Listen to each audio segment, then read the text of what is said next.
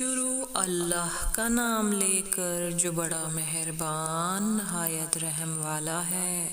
جو مخلوق آسمانوں اور زمین میں ہے اللہ کی تسبیح کرتی ہے، اور وہ غالب ہے، حکمت والا ہے۔ آسمانوں اور زمین کی بادشاہی اسی کی ہے۔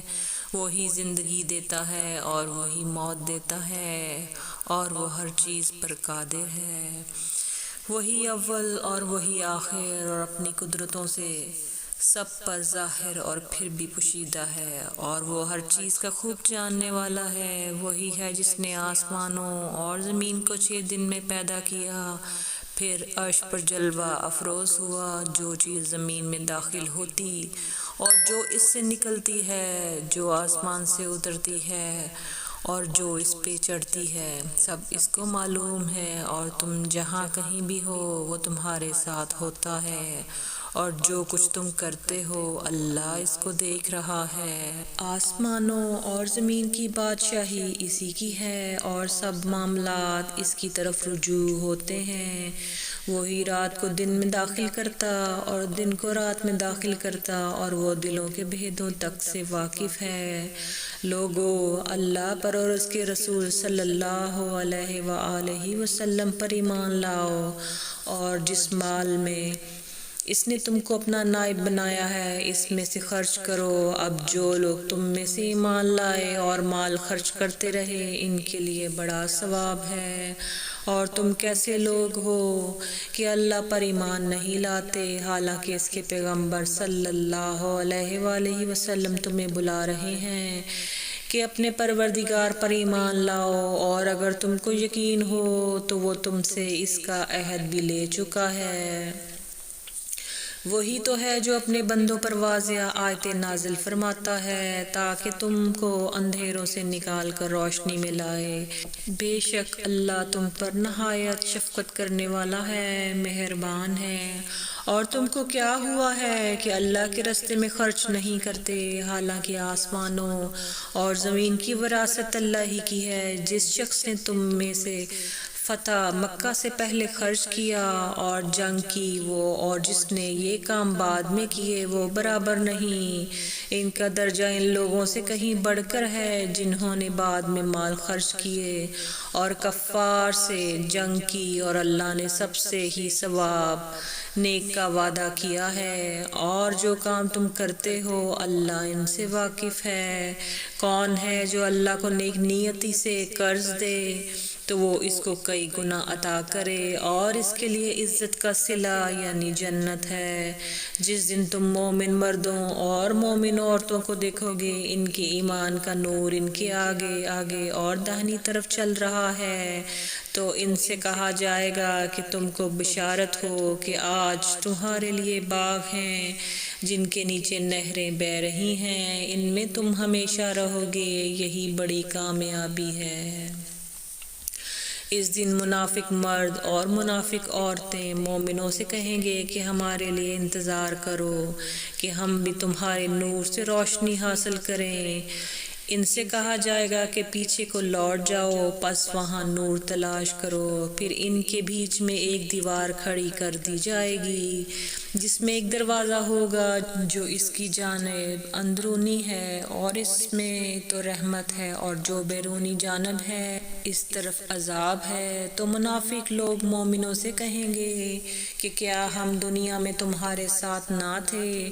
وہ کہیں گے کیوں نہیں تھے، لیکن تم نے خود اپنے آپ کو بلا میں ڈالا اور ہمارے لیے گردش زمانہ کے منتظر رہے اور اسلام میں شک کیا، اور فضول آرزوؤں نے تم کو دھوکے میں ڈالے رکھا، یہاں تک کہ اللہ کا حکم آ پہنچا، اور اللہ کے بارے میں تم کو وہ شیطان بڑا فریب دیتا رہا۔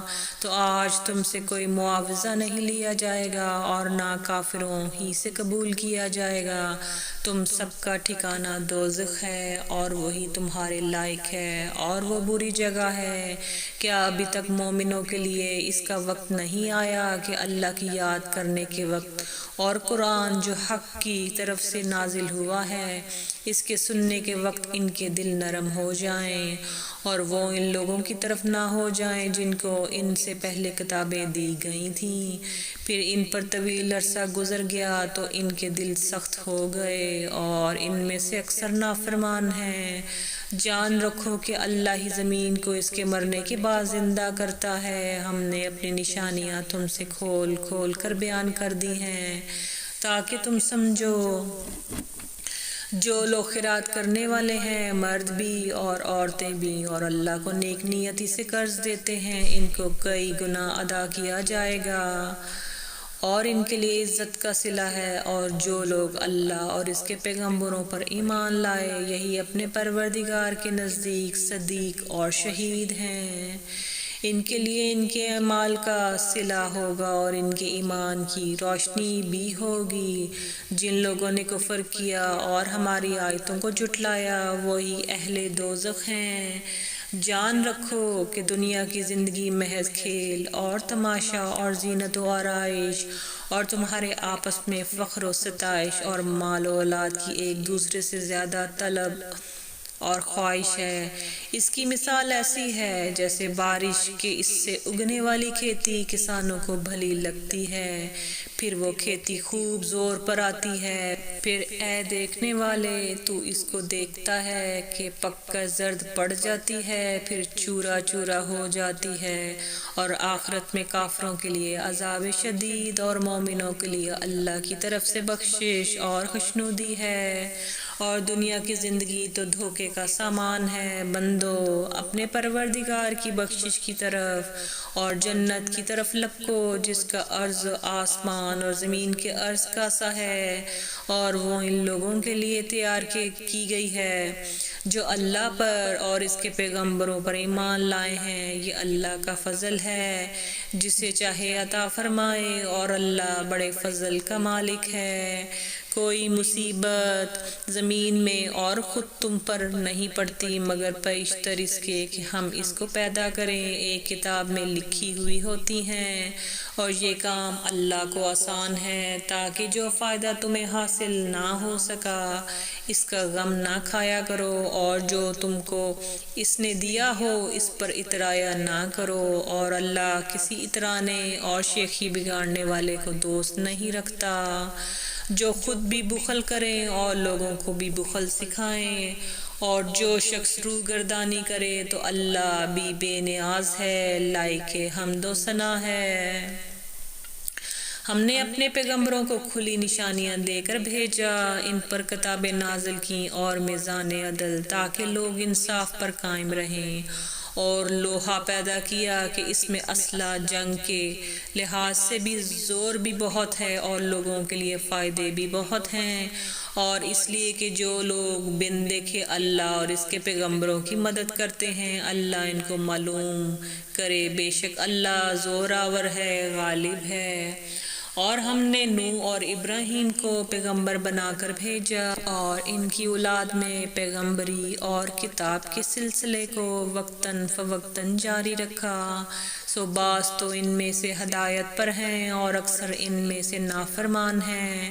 پھر ان کے پیچھے انہی کے قدموں پر اور پیغمبر بھیجے، اور ان کے پیچھے مریم کے بیٹے عیسیٰ کو بھیجا، اور ان کو انجیل عنایت کی، اور جن لوگوں نے ان کی پیروی کی ان کے دلوں میں شفقت اور مہربانی ڈال دی، اور ترک دنیا والی نئی بات تو خود انہوں نے نکال لی۔ ہم نے ان کو اس کا حکم نہیں دیا تھا مگر انہوں نے اپنے خیال میں اللہ کی خوشنودی حاصل کرنے کے لیے آپ ہی ایسا کر لیا تھا، پھر جیسا اس کو نبھانا چاہیے تھا نبھا بھی نہ سکے۔ پس جو لوگ ان میں سے ایمان لائے ان کو ہم نے ان کا اجر دیا، اور ان میں بہت سے نافرمان ہیں۔ مومنوں اللہ سے ڈرو اور اس کے پیغمبر پر ایمان لاؤ، وہ تمہیں اپنی رحمت سے دگنا اجر عطا فرمائے گا اور تمہارے لیے روشنی کر دے گا جس میں تم چلو گے، اور تم کو بخشش دے گا، اور اللہ بخشنے والا ہے، مہربان ہے۔ یہ باتیں اس لیے بیان کی گئی ہیں کہ اہل کتاب جان لیں کہ وہ اللہ کے فضل پر کچھ بھی قدرت نہیں رکھتے، اور یہ کہ فضل اللہ ہی کے ہاتھ میں ہے، وہ جس کو چاہتا ہے دیتا ہے، اور اللہ بڑے فضل کا مالک ہے۔